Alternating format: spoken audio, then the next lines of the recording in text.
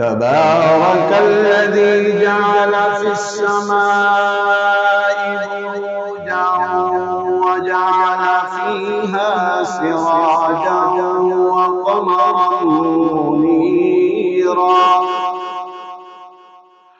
وهو الذي جعل الليل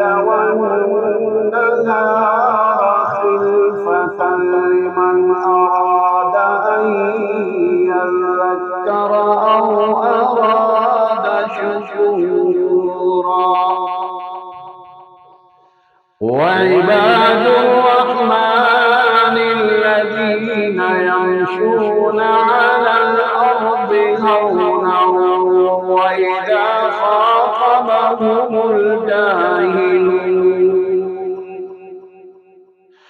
وإذا خاطبهم الجاهلون قالوا سلاما والذين يبيتون لربهم سجدا وقياما والذين يقولون ربنا اصرف عنا عذاب جهنم إن عذابها كان غراما إنها ساءت مستقرا ومقاما والذين إذا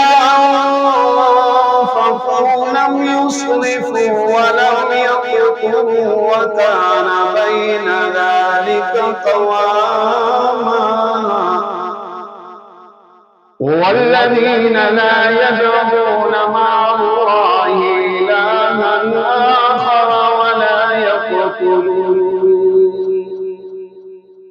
ولا يقتلون النفس التي حرم الله إلا بالحق ولا يزنون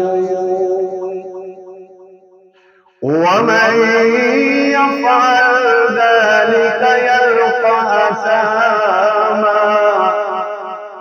يضاعف له العذاب يوم القيامة ويخلد فيه مهانا إلا من تاب وآمن وعمل عملا صالحا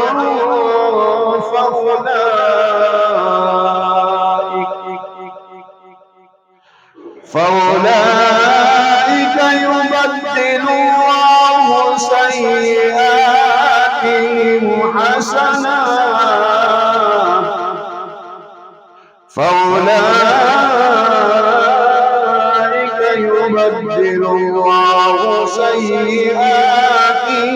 حسنات